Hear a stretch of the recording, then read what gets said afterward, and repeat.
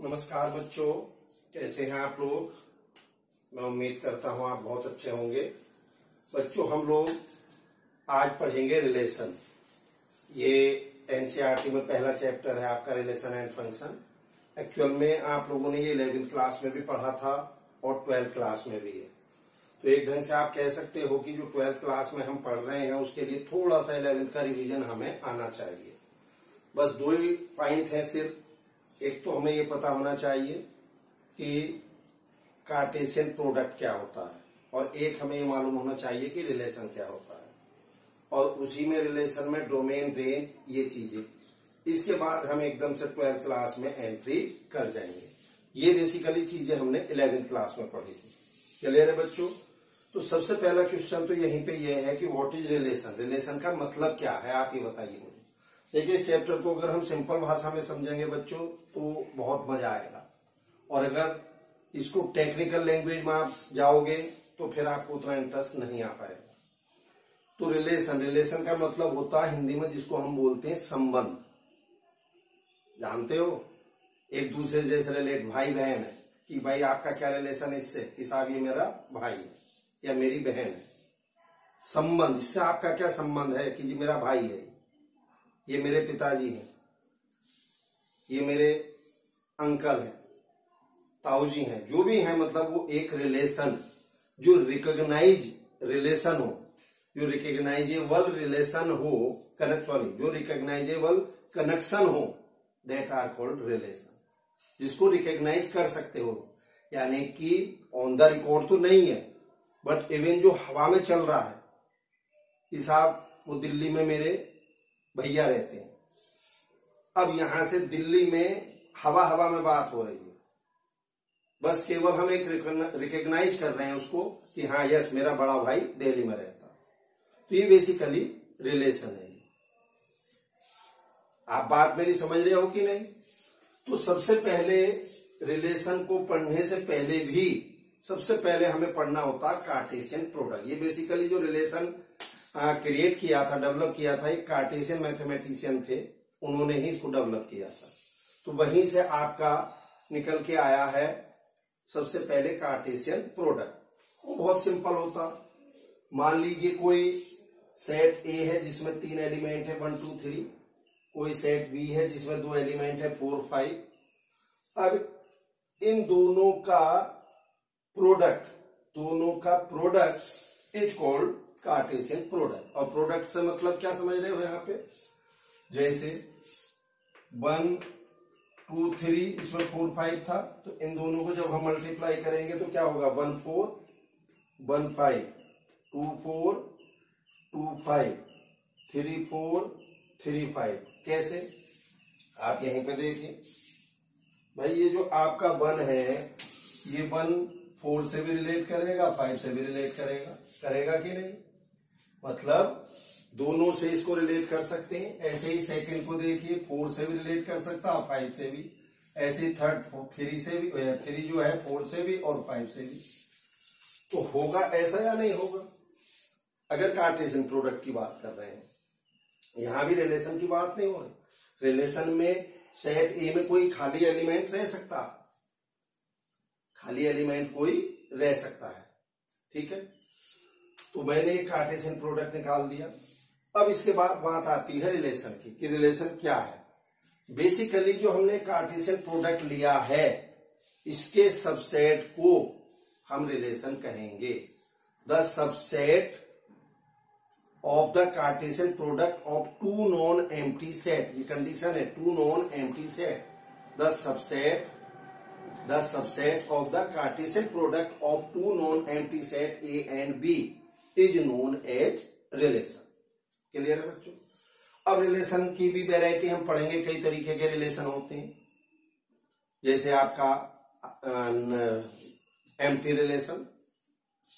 Empty relation का मतलब समझ रहे हो, जिसमें कोई भी एलिमेंट नहीं है। फिर आपका आ जाएगा यूनिवर्सल रिलेशन, फिर आपका आ जाएगा आइडेंटिटी रिलेशन, फिर आपका आ जाएगा इनवर्स रिलेशन, और उसके बाद आपका आ जाएगा रिफ्लेक्सिव, सिमेट्रिक एंड ट्रांजिटिव, जो इक्विवेलेंस क्लास में यानी कि इक्विवेलेंस रिलेशन के अंदर आते हैं। ये 6-7 टाइप के हमें रिलेशन यहाँ पढ़ना है बच्चों। अगर आपने ढंग से आराम से इसको बढ़िया से पढ़े हुए मतलब कहना चाहिए एग्जाम पे लेके, तो आपको कोई समस्या नहीं आएगी। टेक्निकल लैंग्वेज में नहीं जाना है इसमें बिल्कुल भी। तो ठीक है बच्चों, जैसे बात यहाँ रिलेशन की हो रही थी, अब जैसे ये लिख दिया हमने A B belongs to A cross B. अब कोई ऑर्डर्ड पेयर है, जैसे यही है, ये ऑर्डर्ड पेयर ही तो है ये। अब जैसे हमने यहाँ पे लिख दिया ये 1 4, तो ये बच्चों belongs to A cross B. 1 4 A cross B को बिलोंग करेगा कि नहीं? कर ही रहा है। तो भाई ये जो एलिमेंट है ये क्रॉस बी का ही तो है, तो उसको बिलोंग करेगा। तो देखिए B belong to A cross B. अब वो कुछ भी हो सकता है, A is brother of B, A is brother of B. अब जैसे यहीं पे हम कहेंगे 1 4 belongs to A cross B, तो इसे हम क्या कहेंगे? ए क्रॉस बी को अगर 1 4 बिलोंग कर रहा है तो हम यहां रिलेट कर सकते हैं क्या? 1 इज लेस देन 4। भाई ये एक रिलेशन संबंध हो सकता है ना इनमें कि 1 इज लेस देन 4। ठीक, ऐसे ही मान लीजिए जैसे यहां था A B belongs to A cross B, हम कह सकते हैं साहब A is the sister of B. यानी कि यहीं पे मैं और एक एलिमेंट ले लू, अगर जैसे 3 4 belongs to A cross B, तो मैं इसे क्या कह सकता हूं? यहाँ पे 3 और 4 में रिलेशन है या नहीं है? यस। क्या कि 4 is greater than 3, 4 greater than 3, ये इनमें आपस में एक रिलेशन हो गया। तो इस ढंग से आप इनको, या जैसे A B belongs to A cross B, हम कह सकते हैं A live in same locality as B, A live in same locality of B, यानी कि ए वहीं पर रह रहा है जहां पे बी रहता है। बात बच्चों यहां तक क्लियर हो गई? एक एक स्टेप लेके चलेंगे तो मजा आएगा इसमें। तो आपने रीड करा है कि जो भी हमारे पास नॉन एम्प्टी सेट हैं उनका कार्टेशियन प्रोडक्ट ले लो, और उनके कार्टेशियन प्रोडक्ट के जो सबसेट होंगे उसको हम रिलेशन कहेंगे। अब उस कार्टेशियन प्रोडक्ट के बहुत सारे सबसेट हो सकते हैं, एक नहीं बहुत सारे। जैसे मैंने यहां ए क्रॉस बी का कार्टेशियन प्रोडक्ट ले लिया, अब मैंने यहाँ पे 4 रिलेशन, 4 अलग अलग सेट ले लिए। मैं इसको डिनोट कर दे रहा हूं इस ढंग से। मैंने 4 रिलेशन क्या ले लिए? पहले में मैंने ले लिया, देखिए 1 4 2 4, केवल 1 4 2 4 2 एलिमेंट लिए। दूसरे में 3 लिए, फिर तीसरे में 3 ही लिए, कोई और दूसरे ले लिए, और फोर्थ में मैंने सारे ले लिए। फोर्थ में मैंने सारे ले लीजिए। तो यहां पे हम क्या कह सकते हैं? जल्दी से बोलो। R is subset of A cross B, यानी कि रिलेशन जो है वो क्या है? ए क्रॉस बी का सबसेट है। बोलो बच्चों। तो ये तो बहुत सीधी सच्ची सिंपल भाषा में हमें इसकी डेफिनेशन पता चल गई कि साहब रिलेशन क्या चीज है। रिलेशन क्या है? एक संबंध है। ठीक है, संबंध है। संबंध कुछ भी हो सकता है, और वो अधिक से अधिक क्या होगा? यानी कि subset of A cross B. ठीक, अब जैसे बात हो रही थी एम्प्टी रिलेशन की, तो एम्प्टी रिलेशन का क्या होगा? एम्प्टी रिलेशन जिसमें यानी कि कोई भी एलिमेंट ना हो उसको फाई से रिप्रेजेंट करेंगे, तो phi is also subset of A cross B, तो वो भी एक रिलेशन हो गया। अब यहीं पे अगर यूनिवर्सल रिलेशन की बात करूं मैं, तो यूनिवर्सल रिलेशन का मतलब जिसमें सारे आपके प्रोडक्ट आए, सारी एंट्रीज आए, तो यानी कि वो किसके इक्वल हो जाएगा? ए क्रॉस बी के इक्वल हो जाएगा। ठीक है कि नहीं? तो इस ढंग से हम, बल्कि इसको आप चाहो तो ये बराबर का निशान भी लगा लो, यानी कि R subset A cross B. बराबर के निशान का मतलब समझ रहे हो यहाँ पे? पहले तो ये था क्या आपका, जब आर को मैंने इस पे बराबर का निशान नहीं लगाया था, जल्दी बोलो, तो उसे हम क्या कह सकते थे? Proper subset. और अब क्या है ये? इस समय सबसेट, यानी कि proper subset as well as subset, यानी कि आर की वैल्यू क्रॉस बी के जितने एलिमेंट है उनसे कम भी हो सकती है और उनके बराबर भी हो सकती है, ऐसा समझ लीजिए। ठीक है बच्चों, कार्टेशियन प्रोडक्ट रिलेशन समझ में आ गया। ये क्या है रिलेशन? रिलेशन कार्टेशियन प्रोडक्ट का सबसेट है। अब तीसरा वर्ड बच्चों यहाँ पे आता है डोमेन, रेंज एंड कोडोमेन। ये बहुत सिंपल है, इसमें कुछ ऐसा स्पेशल नहीं, हमने पहले भी डिस्कशन किया था। ये हमने कोई 2 सेट ले लिए ए और बी। ए में एलिमेंट है A B C D, B में एलिमेंट है 1 2 3 4 5 6। अब बी के जो एलिमेंट है 1 से लेके 5 तक, वो ए से लेके ई तक के एलिमेंट से एसोसिएटेड है। ठीक, तो क्या है, set A B C D E is called domain. Set B के वो एलिमेंट जो सेट ए से जुड़े हुए हैं, यानी कि सेट बी के वो एलिमेंट जिनके सेट ए में प्री इमेज है, यानी कि सॉरी सेट बी के वो एलिमेंट जो सेट ए के एलिमेंट की इमेज है, प्री इमेज नहीं इमेज है, यानी कि 1 2 3 4 5 is called range, this is called range और दिस इज कॉल्ड डोमेन। देखिए ध्यान से देखना बच्चों, दिस इज, ये एलिमेंट जो है ये बोले जाते हैं प्री इमेज, और इनके करस्पॉन्डिंगली जो इधर बनते हैं दे आर कॉल्ड इमेज। ये भी ध्यान रखना, ये प्री इमेज यानी कि शुरू में थे ये ऐसे, ये शुरू में थे इस ढंग से, उसके बाद एक मशीन में आपने डाले तो क्या बन गए, जाके ये मशीन में डाल के इनकी इमेज बनेगी कि नहीं। अब मैं हूं, रियल हूं मैं, अब शीशे के सामने मैं खड़ा होऊंगा तो वो मेरी इमेज बनेगी कि नहीं बनेगी, तो मैं क्या कहूंगा, मैं प्री इमेज हूं और वो मेरी इमेज है, यानी कि मैं डोमेन हूं और वो रेंज है। ठीक, और सेट बी के सारे एलिमेंट 1 से लेके 6 तक जितने भी हैं, they are called codomain, they are called codomain. बात बच्चों समझ में आई या नहीं आई? मैं उम्मीद करता हूं बहुत क्लियरली समझ में आ गई होगी। डोमेन, कोडोमेन एंड रेंज, तीनों सब समझ में आ गए।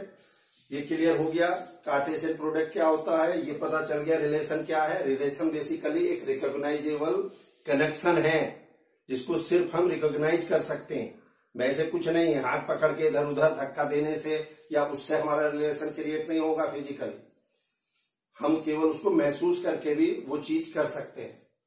ठीक है जी, तो चलिए बच्चों नोट करिए इसको बहुत जल्दी से।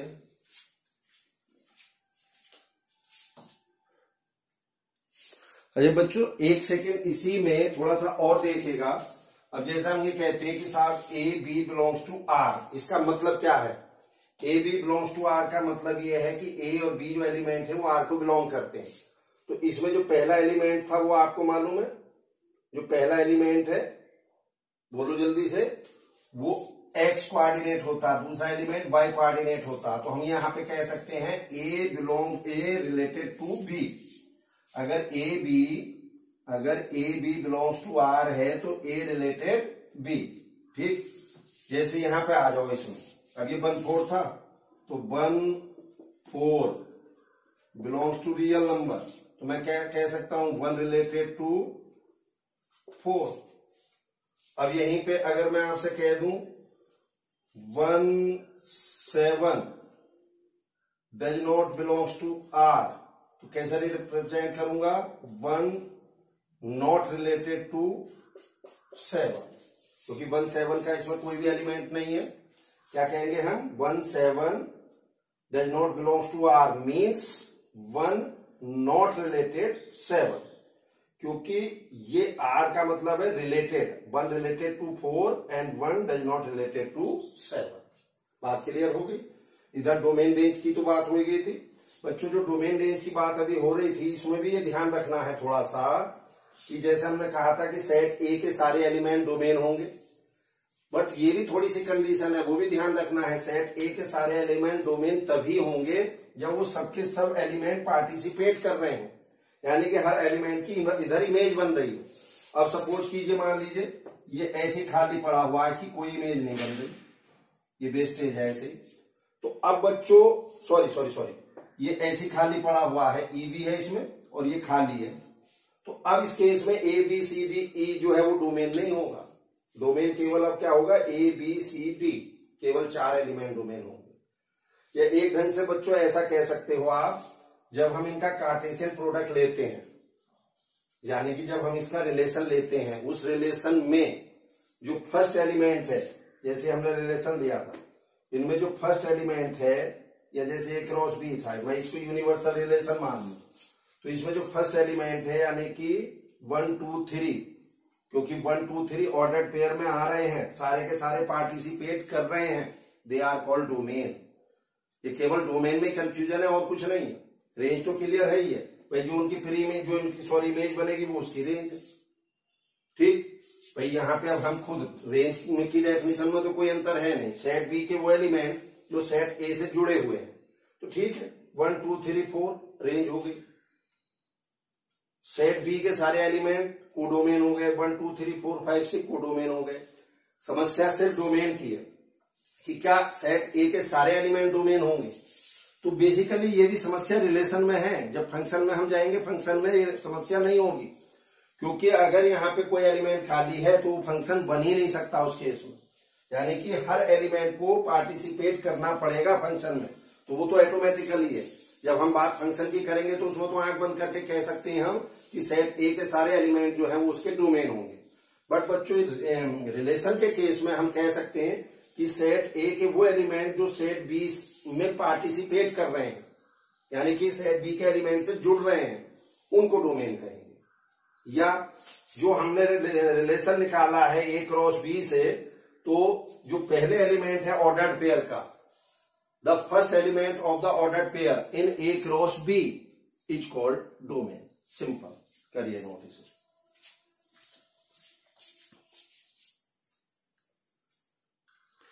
चलिए बच्चों देखिए type of relation. Type of relation में पहला है आपका एम्प्टी और नल और वाइड रिलेशन। आप इसको चाहे एम्प्टी रिलेशन बोल दो, चाहे नल, चाहे वाइड। क्या है बच्चों ये? A relation R in a set A is called an empty relation if no element of A is related to any element of A and R denoted by 5। यानी कि जो रिलेशन आर है उसको हम 5 से डिनोट करेंगे, वो क्या हो जाएगा? सबसेट ऑफ ए क्रॉस ए। देखिए बच्चों, जैसे हम दो सेट लेते हैं यहाँ पे ए बी, ऐसे ही हम ए इंटू ए भी ले सकते हैं, दूसरा सेट भी हम ए ले लें, उसमें कोई अंतर नहीं पड़ रहा।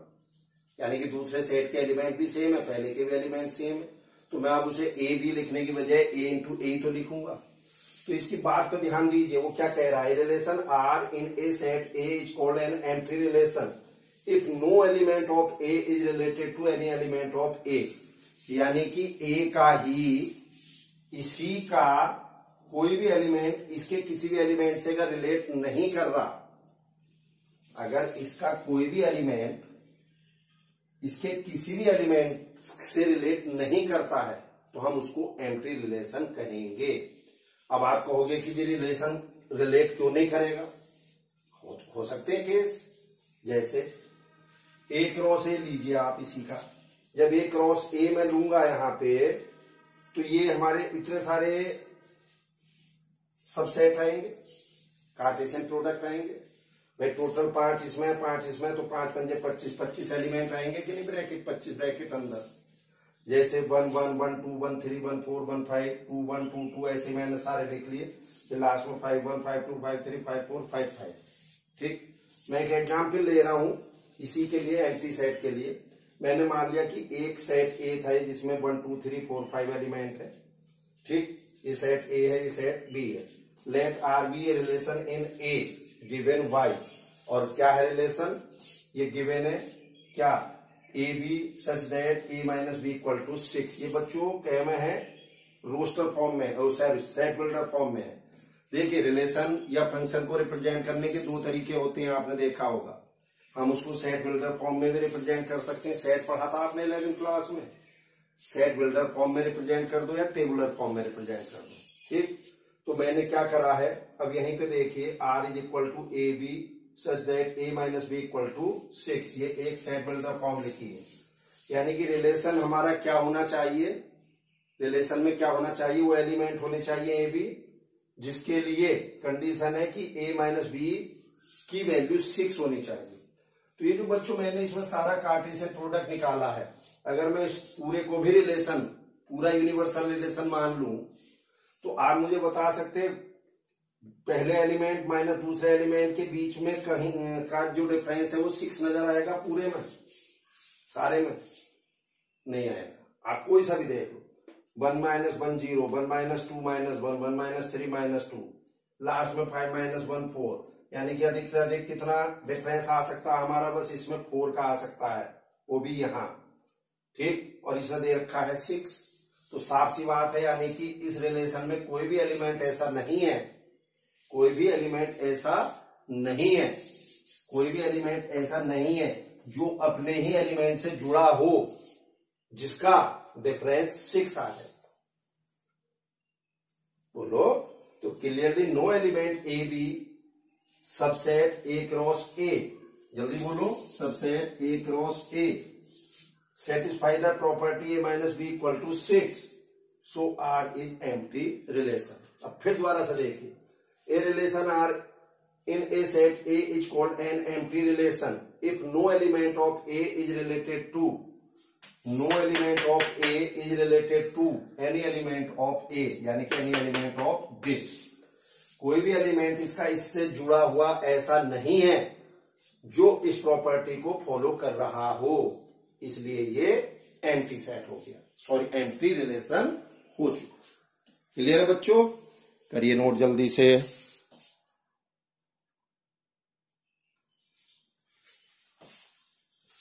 चलिए बच्चों देखिए नेक्स्ट यूनिवर्सल रिलेशन क्या है। Universal relation, a relation R in set A is called a universal relation if each element of A is related to every element of A। यहां B की जगह A सेट ले रखा मैंने, आप B भी ले यहां ये भी कह सकते थे if each element of A is related to every element of B, तो B की जगह मैंने ले रखा तो A क्रॉस A ले सकते हैं आप यहां पे। ठीक, एम्प्टी सेट में हमने क्या कहा था, no element of set A related to every element of set A, यहां पे है ईच एलिमेंट। अब देखिए मैंने एक एग्जाम्पल लिया, ये है 1 2 3 सेट ए है, अब मैंने इसका ए क्रॉस ए निकाला।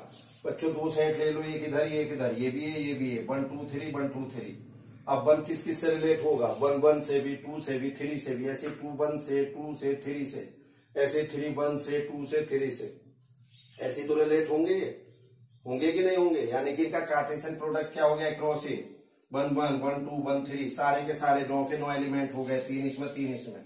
आप ये तो जानते होंगे ना, n A cross B equal to n A into n B होता। ठीक है बच्चों, तो बस अब चूंकि ए क्रॉस ए में सारे एलिमेंट आ गए कि नहीं आ गए, तो जो सारे एलिमेंट से बनने वाला रिलेशन है, एक ऐसा रिलेशन जो सारे एलिमेंट जिसमें हो, that are called universal relation, और इसको इन जनरल हम आर यू से डिनोट करते हैं, जैसा आर से करा है तो इवन आर यू से भी हम इसको डिनोट कर सकते हैं। क्लियर है बच्चों? यहाँ पे यूनिवर्सल रिलेशन समझ में आ गया सिंपली, यानी कि कोई भी अगर दो सेट दिए हुए हैं, उनके maximum possible outcome of the Cartesian product जो भी होंगे, that are called universal relation. ठीक है जी, चलिए करिएगा नोट। देखिए बच्चों नेक्स्ट है आइडेंटिटी रिलेशन। आइडेंटिटी रिलेशन क्या होगा बच्चों, यहां पे देखिएगा, द रिलेशन आई ए लिख दो इसको या आर आई लिख दो, identity relation A such that A belongs to A, यानी कि जो उसका दूसरा एलिमेंट है वो भी ए हो। मीन्स यहां आप ऐसे सोच लीजिए, ये एक्स और ये बाई, यानी कि जो बाई की जगह भी एक्स आ जाए, यानी कि बाई जो है वो एक्स की ही इमेज आ जाए, तो that are called identity relation. बात समझ में आई? क्लियर है? यानी कि बाई कोऑर्डिनेट की जगह भी एक्स कोऑर्डिनेट अगर हम रख दें तो उसको हम आइडेंटिटी रिलेशन कहेंगे। एक एग्जाम्पल लीजिए, जैसे a is equal to 1 2 3, then अब इसके हम कार्टेशियन प्रोडक्ट लेंगे, ए क्रॉस ए मैंने यहां निकाला, इसके 9 एलिमेंट आए, कार्टेशियन प्रोडक्ट में 9 एलिमेंट 9 एंट्रीज हैं या नहीं है। अब इनमें से वो एंट्रीज जिसमें ए और बी यानी कि एक्स और वाई दोनों सेम हो, एक्स और वाई दोनों सेम हो, तो देखिए केवल 1 1 में है, 2 2 में है और 3 3 में है, यही है कि नहीं है। तो सिर्फ ए क्रॉस ए की वो एंट्रीज जिनमें बी इक्वल टू ए है, they are called identity relation. यानी कि बाकी अगर इनके साथ यहीं पे एक एलिमेंट और, जैसा आप 1 2 और ले लेते फॉर एग्जाम्पल, यहां आपने ये और ले लिया 1 2, this is not identity relation, this is not identity relation, क्योंकि यहां ए और बी दोनों अलग अलग हो गए। अब अगर ये एलिमेंट आपने नहीं लिया, केवल इतना आपने लिया है तो हम इसको यस सिंपल कह सकते हैं, that are called identity relation. तो समझ गए होंगे बच्चों मेरी बात, करिएगा नोट इसको। चलिए बच्चों देखिएगा नेक्स्ट, इनवर्स रिलेशन। ये बहुत सिंपल है बच्चों। कोई एक रिलेशन है जिसकी एंट्रीज है 1 2 3 5 7 8, यानी कि यहां अगर मैं कहूं जिसकी एंट्री है एक्स वाई, तो अगर बच्चों में इनकी एंट्रीज इंटर, और इसको मैं आर से डिनोट कर रहा हूं, तो अगर मैं इनकी एंट्रीज इंटरचेंज कर दूं तो that are called inverse of that relation. Simple. अब जैसे हम 1 2 3 5 7 8 ये रिलेशन है, इसकी एंट्री चेंज कर दो 2 1 5 3 8 7, this is called inverse relation. यानी कि अगर एक्स और वाई अगर हम आपस में इंटरचेंज कर दें तो हम उसको इनवर्स रिलेशन कहेंगे। अब बच्चों इसके बाद 3 रिलेशन आपके बचे हैं, और वही मेन इंपॉर्टेंट या कह दीजिए 12 के पॉइंट ऑफ व्यू से उन्हीं पे आपके यहां प्रॉब्लम्स मैक्सिमम बनती है। वो क्या है? Reflexive, symmetric and transitive. चलिए उन्हीं पे हम अब डिस्कस करते हैं, नोट करिए बच्चों। चलिए बच्चों देखिए नेक्स्ट, यस, रिफ्लेक्सिव रिलेशन।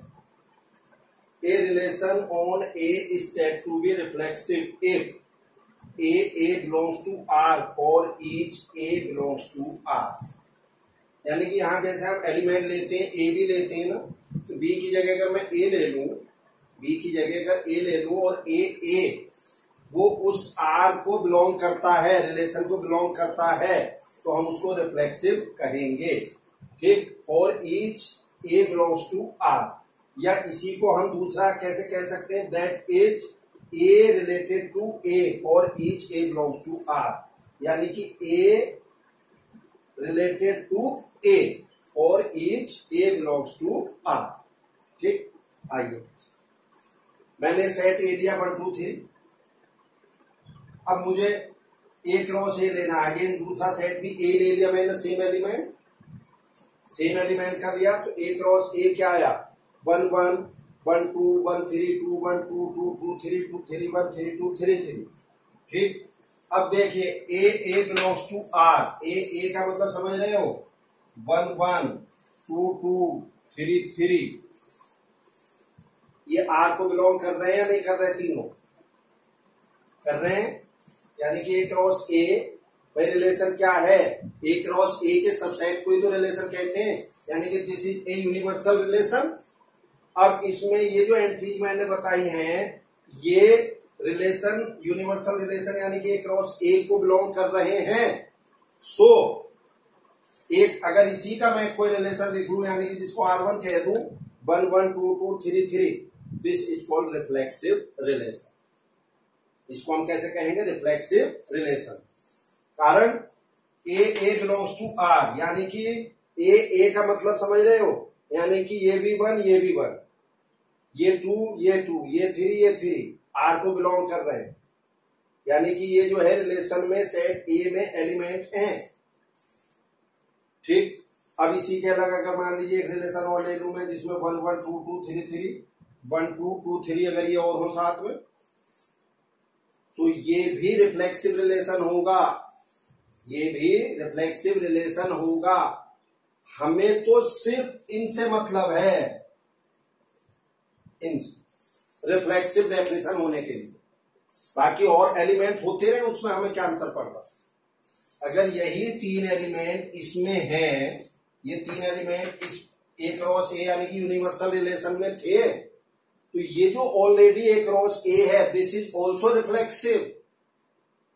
क्यों हुआ भाई रिफ्लेक्सिव? वो क्योंकि ये तीनों एलिमेंट ए इस आर को बिलोंग कर रहे हैं। इसके अलग कितने भी एक्स्ट्रा क्वांटिटी हो, उससे हमें कोई अंतर नहीं पड़ता। बस ये ध्यान रखना, अगर यहीं पे जैसे 1 2 3 4 होता और इसमें बाय द वे 4 एलिमेंट ना हो, तो वो रिफ्लेक्सिव नहीं होगा।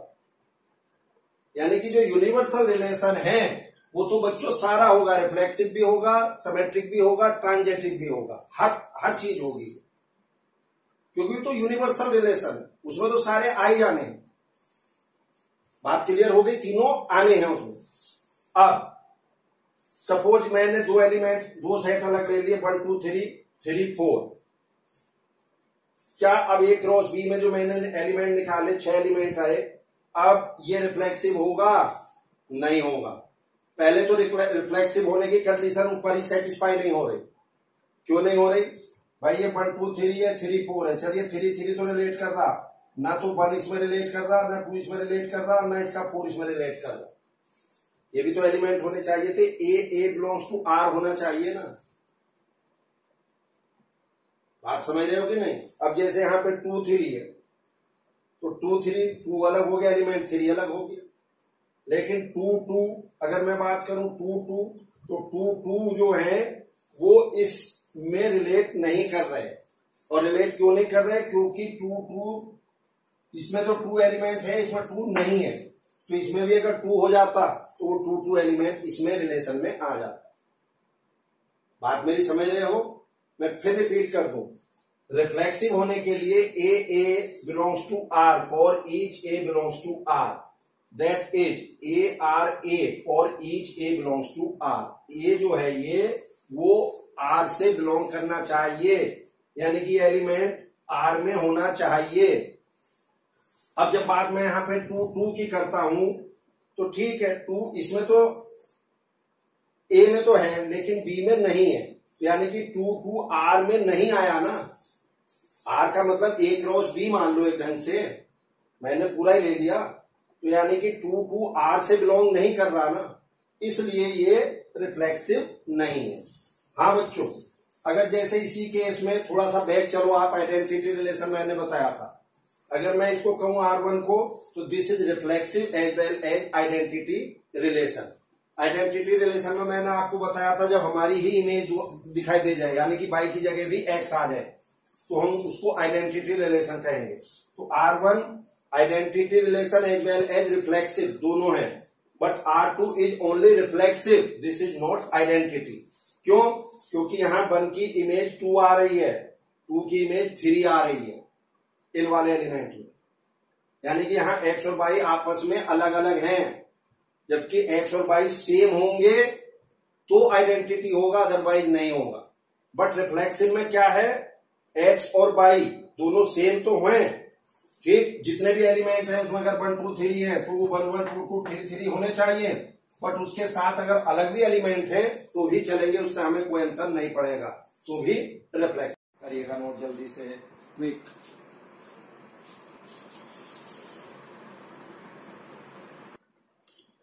चलिए बच्चों देखिए नेक्स्ट क्या है? Yes, symmetric relation 6 number. Symmetry का मतलब तो समझते होंगे आप क्या?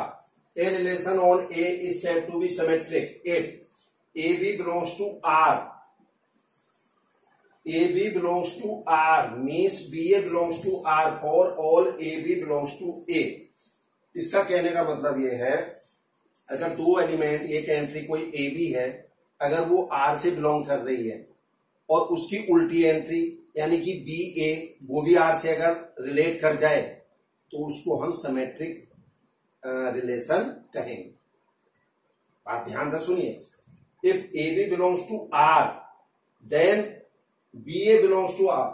अगर ए बी आर से बिलोंग कर रही है, बोलो जल्दी से, और अगर बी ए भी आर से बिलोंग कर जाए तो that are called symmetric relation for all A B belongs to A. फिर वही है, अब दोनों सेट ए भी मैंने वही ले रखा है, सेट बी भी वही एलिमेंट है, सेट ए में भी वही एलिमेंट है, सेट बी में भी वही एलिमेंट है, तो इसलिए मैंने बी की जगह उसका नाम ए रख दिया आगे। तो ए बी बिलोंग्स टू ए, अगर दोनों सेट अलग अलग होते तो मैं क्या कहता, A belongs to A and B belongs to B, simple, ठीक। यानी कि that is A related to B. अगर ए बी से रिलेट कर रहा है और उसकी वजह से बी रिलेटेड टू ए आ जाए तो दैट आर कॉल्ड, जल्दी बोलो बच्चों, सिमेट्रिक रिलेशन, ठीक। अब इसका एक एग्जाम्पल लीजिए बढ़िया सा। अभी मैंने लिया था, आपको दो सेट लिए मैंने, ए 1 2 3, ए भी यही है, ए क्रॉस ए ले लिया मैंने, ये आगे ये जो बच्चों में ए क्रॉस ए ले रहा हूं, ये बेसिकली आप जानते हो ये यूनिवर्सल सेट रिलेशन ही तो होता। भाई रिलेशन है क्या? Subset of A cross A, तो A cross A itself A cross A का सबसेट तो होगा ही। तो यानी कि ये हम इसको यूनिवर्सल रिलेशन कह देते हैं। अब इसमें अलग अलग एंट्रीज लेके आप जो रिलेशन बनाओगे वो आपके अलग अलग, आप उनको नाम दे दीजिए। अब जैसे R1 R2 R3 मैंने 3 रिलेशन इसी में से निकाल लिए यूनिवर्सल रिलेशन में से। पहला जैसे 1 1 2 2 3 3, तो आप बच्चों यहां कहेंगे दिस इज सिमेट्रिक रिलेशन। कैसे कहेंगे सिमेट्रिक? मैंने क्या कहा था, अगर ए बी आर से बिलोंग कर रहा है तो बी ए बी आर से बिलोंग करना चाहिए। देखिए इसको ए ले लो, इसको बी, ये ए पहला ए दूसरा बी, तो 1 1, यानी कि आप ये कह सकते हो कि ये 1 से रिलेट कर रहा है, तो ये 1 भी तो पहले 1 से रिलेट कर रहा है। ये 1 2 2 से 2 बात का 2 भी तो पहले 2 से रिलेट कर रहा है।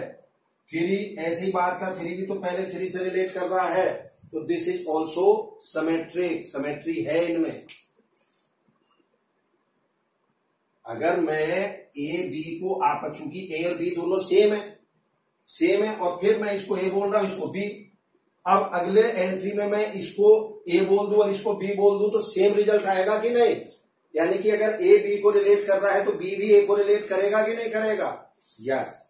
तो this is symmetric as well as reflexive. Reflexive भी है और सिमेट्रिक भी है। जल्दी बोलो। अब आइए तीसरा 1 1 2 2 3 3, यहां तक तो ये सिमेट्रिक रिफ्लेक्सिव है। ये अब 1 2 2 1, अब ध्यान से देखिए, ये ए ये बी, अगेन ये ए ये बी आपस में इंटरचेंज हो गए कि नहीं हो गए? देखिए ए बी, बोलो जल्दी से। अब आप खुद देखिए, अगर ए बी आर से बिलोंग कर रहा है, अगर ए बी आर से बिलोंग कर रहा है और उसका उल्टा भी आर से बिलोंग कर जाए, यानी कि अगर 1 2 आर से बिलोंग कर रहा है इस रिलेशन से, इसमें बिलोंग कर रहा है पूरे आर यूनिवर्सल में, यानी कि क्रॉस ए में अगर 1 2 बिलोंग कर रहा है और उसका उल्टा भी बिलोंग कर जाए, यानी कि 2 1 भी इसमें आ जाए एंट्री, तो this is called symmetric relation. बोलो बच्चों। अब ये सिमेट्रिक के साथ साथ रिफ्लेक्सिव भी है क्या? बिल्कुल है, क्योंकि 1 1 2 2 3 3 तीनों एंट्री इसमें है। अब एक और रिलेशन लीजिए तीसरा 1 1 2 2 1 2 2 1 1 3 3 1, सिमेट्रिक है क्या? देखिए इधर ये 1 1, ये तो वही सेम हो ही जाने भाई, इसका इधर इसका इधर। अगर मान लीजिए मैं कहूं कि ये इससे बिलोंग कर रहा है तो 1 भी तो इससे बिलोंग करेगा। कैसे ये? अब इधर आ जाइए 1 2 का उल्टा 2 1 है, 1 3 का उल्टा 3 1 है, यानी कि ए बी का उल्टा बी है या नहीं है? बोलो। तो this is also symmetric relation. But बच्चों इस केस में ये रिफ्लेक्सिव नहीं है। क्यों नहीं है रिफ्लेक्सिव? इसमें केवल डबलेट 1 1 है, 2 2 है, 3 3 डबलेट नहीं है, क्योंकि हमने ए क्रॉस ए इसी में से तो निकाल ली थी एंट्री। अगर इसमें 3 3 भी होता तो हम कहते क्या कि ये रिफ्लेक्सिव भी है, लेकिन चूंकि 3 3 डबलेट नहीं है इसमें, तो दिस इज ओनली सिमेट्रिक। बात बच्चों समझ में आई या नहीं आई? तो मैं उम्मीद करता हूं ये बात आपको जरूर क्लियर हो गई होगी। इससे मतलब इजी और नहीं हो सकता। बिल्कुल एक एक एग्जाम्पल लेके आपको समझा रहा हूं, और इसके बाद भी अगर आपका कोई कंक्लूजन होगा, कोई और आपका ऐसा डाउट आएगा जिसमें आप कुछ चीजें करें, मुझे तुरंत फोन मिला लेना या व्हाट्सएप पर डाल देना, मैं आपको तुरंत उसके बारे में बताऊंगा। करिए बच्चों नोट इसको।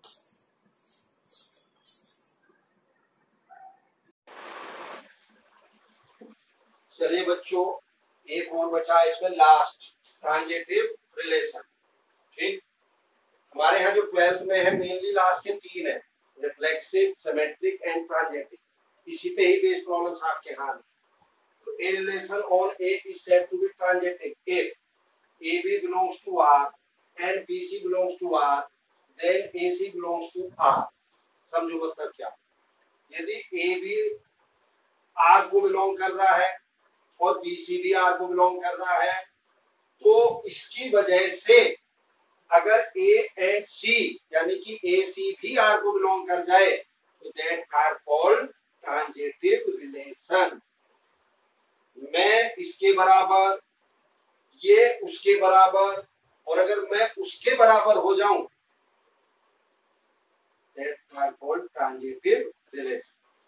और बराबर तो हो गया, कैसे हो गया भाई, मैं तो इसके बराबर हो गया और ये उसके बराबर है, तो फिर मैं उसके बराबर हुआ या नहीं हुआ? बात समझ में आई? अब ट्रांजिटिव कब नहीं होगा? मान लीजिए ए बी आर को बिलोंग कर रहा है और बी सी भी आर को बिलोंग कर रहा है एंड ए सी आर को बिलोंग ना कर, मैं उसके बराबर हूं, वो उसके बराबर है, और अगर मैं उसके बराबर ना हो पाऊं किसी कारणवश तो ट्रांजिटिव नहीं हो। भाई सीधे सीधे आप यहाँ कह रहे बी से बी कैंसिल हुआ, यानी कि ए और सी बचा, ए सी बिलोंग्स टू आर होना चाहिए। एक तो तरीका ट्रांजिटिव का ये है पता करने। दूसरा तरीका simple, A B belongs to R और all A B belongs to A. A B belongs to R का मतलब सिंपल, बस केवल एक ही एंट्री है, उसके अलग और कोई एंट्री नहीं, तो भी ट्रांजिटिव होगा। क्लियर है बच्चों? तो आइए एक एग्जांपल लेते हैं फिर अगेन। कोई साइड ए है 1 2 3, एक क्रॉस ए निकाल लिया। अब मैंने वो रिलेशन R1 R2 R3 लिया। R1 जो है वो क्या है, रिफ्लेक्सिव भी है क्योंकि डबलेट है 1 1 2 2 3 3, सिमेट्रिक भी है। क्यों? अरे 1 की इमेज 1, 1 की इमेज 1, यानी कि एक दूसरे का उल्टा ये और इस 2 का उल्टा ये एक दूसरे के उल्टे होने चाहिए कि नहीं? x की जगह y की जगह x रख, मतलब अगर आ जाए तो सिमेट्रिक होगा कि नहीं होगा? ठीक, तो सिमेट्रिक भी है। अब बात आ रही है ट्रांजिटिव। क्या R1 ट्रांजिटिव है? कैसे? अभी तो साहब ट्रांजिटिव की आपने और कुछ डेफिनेशन बताई थी कि A B belongs to R, B C belongs to R, तो A C belongs to R होना चाहिए। भाई आप इसको ए मान लो बच्चों, इसको बी मान लो। ठीक, अब ये ए बी, फिर अगेन कोई बी नजर आ रहा है क्या इसमें? नहीं आ रहा, तो यानी कि ये जो है पहले वाले कॉन्सेप्ट को सेटिस्फाई नहीं कर रहा, बट दूसरे को कर रहा क्या, A B belongs to R, यानी कि सारी की सारी एंट्री अलग अलग हो, A B belongs to R और A B belongs to A. Yes, देखिए ए बी लिया मैंने, अब ये ए और बी यानी कि वन वन द्वारा से कहीं है क्या? नहीं है, ये सी डी होगा, ये ई एफ होगा। एक ढंग से आप कह सकते हो जैसे ए बी बिलोंग्स टू, जैसे ऐसी एंट्री आ जाए, सपोज करो 1 2 3 4 5 6, या सपोज 1 1 2 2 3 3। बच्चों ये सारी एंट्री अलग अलग है या नहीं है? आप खुद बताइए, आप खुद बताइए। यहाँ देखिए 1 2 है, फिर क्या 1 2 कहीं पे है क्या, या 2 कहीं है क्या? नहीं है, सारी एंट्री अलग है, ये भी सब एंट्री अलग है, यानी कि ये 1 1 है तो ठीक है, पहली एंट्री 1 1 है तो सेम कोई एंट्री दूसरे कहीं ब्रैकेट में नहीं है। तो ऐसे केस भी अगर बनेगा तो उसको भी ट्रांजिटिव कहेंगे। क्लियर है बच्चों? अब R2 में आइए, 1 1 2 2 3 3 1 2 1, क्या ये रिफ्लेक्सिव है? भाई तीनों डबलेट है। फिर सिमेट्रिक के लिए ये तो सेटिस्फाई कर ही रहा है, 1 2 और 2 1 भी है, सिमेट्रिक भी है, ट्रांजिटिव है क्या? ट्रांजिटिव के लिए पहले तीनों एंट्री तो फुलफिल कर रही है। अब देखिए इधर, इसको मैंने ए मान लिया, ये बी और ये ए, जल्दी बोलो, तो ये 1 2 हो गया, ये 2 1 हो गया, हुआ कि नहीं हुआ? अब अगर मैं इसको 2 से 2 को कैंसिल कर दूं तो 1 1 आना चाहिए, क्योंकि 1 1 ये एंट्री मेरे पास है, तो दिस इज आल्सो ट्रांजिटिव, ये क्वांटिटी हमारी ट्रांजिटिव भी है। अब आ जाइए R3, 1 1 2 2, ठीक, रिफ्लेक्सिव नहीं है क्योंकि 3 3 इसमें नहीं है, 3 3 नहीं है, सिमेट्रिक है, पहली दो एंट्री तो सिमेट्रिक है, फिर 1 2 2 1 भी है, 1 3 3 1 भी, यस सिमेट्रिक भी है। ट्रांजिटिव देखिए, ट्रांजिटिव के लिए क्या करेंगे, ये ट्रांजिटिव है पहली एंट्री, 2 से 2 कैंसिल 1 1, ये रहे, फिर इधर 3 से 3 कैंसिल 1 1, ये रहे, this is also transitive, transitive भी है। आप क्लियर हुई या नहीं हुई? यानी कि आप यहाँ पे खुद देख लीजिए, भाई सिंपल इतना ही तो था, जैसे ए बी लिया मैंने और ये बी ए ले लिया, तो बी से बी कैंसिल होके ए बचना चाहिए। तो अगर ए भी बिलोंग्स टू आर हो रहा है तो भी ट्रांजेक्टिव होगा। ये सुनिए, A B belongs to R, इधर B A belongs to R, तो बी से बी कैंसिल हुआ तो ए बिलोंग्स टू आर होना चाहिए। तो सी की जगह मैंने अगेन अगर ए ले लिया तो यस इट इज आल्सो ट्रांजेक्टिव। बात क्लियर हुई? ट्रांजेक्टिव के लिए दो केस बताए, अभी कुछ एग्जाम्पल लेते हैं, पता चले, नोट करिए।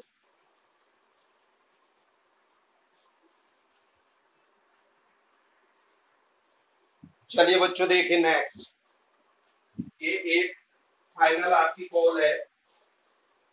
एक एग्जाम्पल ले रहा हूं मैं जिसमें आपको सारे बताने हैं कि रिफ्लेक्सिव, सिमेट्रिक, ट्रांजेक्टिव। ठीक, मैंने कोई सेट ए ले लिया 1 2 3 4, मैंने बच्चों इसका ए क्रॉस ए निकाल लिया। ए क्रॉस ए का मतलब यानी कि 16 एलिमेंट हमारे ये आ गए। ये मैक्सिमम पॉसिबल आउटकम है, यानी कि हम इसको यूनिवर्सल रिलेशन कह सकते हैं। ठीक, बाकी जितने भी रिलेशन होंगे इसके सब सेट ही होंगे सब। अब मैंने इसमें 6-7 केस ले लिए, अलग अलग निकाल लिए इसमें। पहला है 1 1 2 2 3 3 4 4। ठीक, चलिए बच्चों हमें देखना है कि क्या ये रिफ्लेक्सिव है। यस है, रिफ्लेक्सिव है। क्यों है? अरे सारे डबलेट हैं कि नहीं भाई, नंबर सारे 4 ही तो थे, चारों के डबलेट हैं। फिर मुझे देखना क्या सिमेट्री है। सिमेट्री का मतलब समझते हो, R equal to R inverse, यानी कि अगर एक्स वाई है तो बाई एक्स भी होना चाहिए। अगर एक्स वाई है यानी कि ए बी है तो बी ए भी होना चाहिए। तो देखिए 1 1 1 1 का उल्टा 1 1 ही तो होगा। अरे जैसे 1 2 का उल्टा 2 1 होता तो 1 1 का उल्टा 1 1, तो 1 1 है, 1 1 का उल्टा यहाँ प्रेजेंट है, 2 2 का भी है, ये भी है, ये भी है, सिमेट्रिक भी है। अब बात आती है ट्रांजेक्टिव की। तो ट्रांजेक्टिव में चारों एंट्री अलग अलग है या नहीं है, यानी कि ये वो वाला सीन बनेगा, A B belongs to real number, oh sorry A B belongs to R, यानी कि आर मींस रिलेशन। चारों एंट्री चूंकि अलग अलग है इसकी, ये अलग है, ये अलग है, ये अलग है, ये अलग है, तो ये आपका ट्रांजेक्टिव भी है। बात क्लियर हुई? नेक्स्ट R2 1 1 2 2 3 3 1 2 2 1, क्या बच्चों ये रिफ्लेक्सिव है? नहीं है, क्योंकि तो एक डबलेट छूट गया इसका 4 4। भाई एलिमेंट तो 1 2 3 4 तक थे, तो चूंकि 4 4 छूट गया इसलिए रिफ्लेक्सिव नहीं है। अब हम देखेंगे क्या ये सिमेट्रिक है। तो सिमेट्रिक के लिए क्या होना चाहिए भाई, इसका उल्टा 1 1 का उल्टा 1 1 है, 2 2 का 2 2 3, ये तो एंट्री सही है। अब देखिए 1 2 का उल्टा 2 1 है, यानी कि यस सिमेट्रिक भी है। अब हम देखेंगे क्या ट्रांजिटिव है। तो ट्रांजिटिव के लिए क्या है, देखिए तीनों एंट्री तो अलग अलग हो चुकी। अब इधर आइए, ये ए बी है और ये बी ए है, यानी कि अगर मैं बात करूं कि साहब ये 2 से 2 कैंसिल हुआ तो 1 1 बचना चाहिए। यस 1 1 की एंट्री यहाँ पे है, तो इट इज ऑल्सो ट्रांजिटिव। बोलो बच्चों नेक्स्ट 1 1 2 2 3 3 4 4 1 2 2 1, यस रिफ्लेक्सिव है, चारों डबलेट है, सिमेट्रिक है, इन चारों के उल्टे तो वही है, इधर 1 2 का उल्टा 2 1 भी है, यस सिमेट्रिक भी है। ट्रांजिटिव है, ट्रांजिटिव के लिए पहली चारों एंट्री तो है। अब इनको देख लीजिए, 2 से 2 कैंसिल होके क्या आएगा 1 1 1 1 प्रेजेंट है, यस ट्रांजिटिव भी है, यानी कि तीनों है।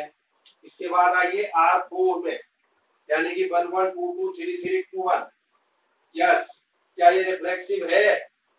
जल्दी बोलो, R4 जो है बच्चों रिफ्लेक्सिव है क्या? देखिए जल्दी से 1 1 2 2 3 3, मैंने गड़बड़ कर दी यहाँ, रिफ्लेक्सिव नहीं है। सोचो भाई क्यों? अरे यार एक डबलेट 4 4 रह गया कि नहीं, बोलो, तो रिफ्लेक्सिव तो नहीं है। अब बात आता है क्या ट्रांजिटिव, सॉरी सिमेट्रिक है। तो सिमेट्री के लिए पहले तीन तो फुलफिल कर रहे हैं, 1 1 का उल्टा 1 1, 2 2 का यही, 3 3 का उल्टा यही। अब 2 1 का उल्टा 1 2 होना चाहिए, 1 2 कोई एंट्री है नहीं, इसलिए भैया ये सिमेट्रिक नहीं है। अब आइए बात ट्रांजिटिव की। तो ट्रांजिटिव के लिए देखिए पहले तीनों एंट्री अलग अलग हैं ऐसा। अब 2 1, तो 2 1 के लिए अब मैं अगर ये वाला केस ले लूं 2 2 एंड 2 1, ध्यान से देखिए, तो ये 2 से 2 कैंसिल हो जाएगा, तो क्या बचा 2 1, और 2 1 क्या इसमें है पूरे में? यस ये वाला सेट नहीं है क्या 2 1 इससे, ये सेट है कि नहीं?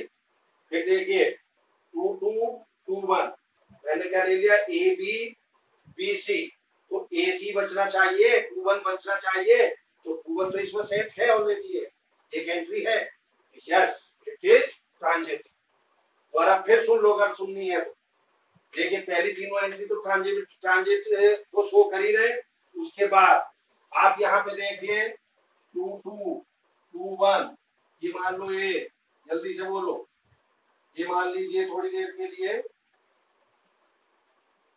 ए, और ये आपका हो गया, इसको बी अगर नाम दे दिया, ये बी वैसे तो सेम है, और इसको सी, तो ये इससे कैंसिल, तो भैया ए सी यानी कि 2 1 बचना चाहिए कि नहीं बचना चाहिए, और 2 1 एंट्री ये है। आइए नेक्स्ट R5 पांचवा रिलेशन 1 2 3 4, केवल मैंने एक तो ये 1 2 ले लिया और एक एंट्री मैंने ये ले ली इसकी 3 4। क्या बच्चों ये रिफ्लेक्सिव है ही नहीं, क्यों? क्योंकि इसमें कोई भी डबलेट नहीं है। क्या बच्चों ये सिमेट्रिक है? तो भैया 1 2 का उल्टा 2 1 है क्या? नहीं है। 3 4 का उल्टा 4 3 है क्या? नहीं है, सिमेट्रिक भी नहीं होगा। क्या ये ट्रांजिटिव है? यस है, क्योंकि दोनों एंट्री अलग अलग हैं, इसको ए बी, इसको ए, इसको बी, ए बी, और ये सी डी, यानी कि ए बी जो है ये आगे कहीं पे भी रिपीट नहीं हो रही, तो इसलिए हम इसको क्या कहेंगे? Yes it is transitive. Transitive की दो डेफिनेशन बताई थी, समझ में आ गए थे? एक तो ए बी आर को बिलोंग कर रहा है और बी सी आर को बिलोंग कर रहा है, तो ए सी आर को बिलोंग करना चाहिए। दूसरे अगर वो नहीं बनता है, सिंपल कोई एंट्री है, मान लीजिए जैसे A B belongs to R, अलग अलग एंट्रीज हैं, तो भी वो ट्रांजिटिव होगा। नेक्स्ट, अगर मैं आर से सीधे एक रो से यानी कि सारे एलिमेंट ले लूं, तो भैया सारे एलिमेंट में तो आप जानते हो रिफ्लेक्सिव भी होगा, सिमेट्रिक भी होगा, ट्रांजिटिव भी होगा। आप देख लो इसमें। अब आप देखिए यहाँ 1 3 का उल्टा 3 1 है कहीं, ये रहा। 1 4 का उल्टा 4 1 है कहीं, ये रहा। अब इधर देखिए, अब जैसे 2 2 ये 2 3, तो ये 2 से 2 कैंसिल हुआ, तो 2 3 आया, 2 3 है कोई, देखो जल्दी से, यस ये 2 3 तो अपने आप में ये खुद है। इस ढंग से जो यूनिवर्सल रिलेशन है वो आपका रिफ्लेक्सिव भी होगा, सिमेट्रिक भी होगा और ट्रांजिटिव भी होगा। अब आया है एक नेक्स्ट R7, जिसको हम बोलते हैं एंटी रिलेशन। अब इसमें तो कोई भी एलिमेंट नहीं है, तो भैया ये ना तो रिफ्लेक्सिव होगा, ना सिमेट्रिक होगा और न ही ट्रांजिटिव होगा, ये मान लीजिए। तो बच्चों मेरा ऐसा मानना है कि शायद आज आपको ये बात समझ में आ गई होगी, ये बेसिकली रिलेशन अब है क्या। अब जब हम प्रॉब्लम्स करेंगे अब समस्या नहीं आएंगी आपको, अब आराम से कर लेंगे, ये मेरी गारंटी। बस इस वीडियो को आप बार बार देख लेना अगर आपको बहुत बढ़िया ढंग से इसमें बात करनी। अब इसके बाद बच्चों एक तीसरा सेंटेंस यहाँ पे है, मैं हटा रहा हूँ बच्चों इसे। तीसरा है इक्विवेलेंस रिलेशन।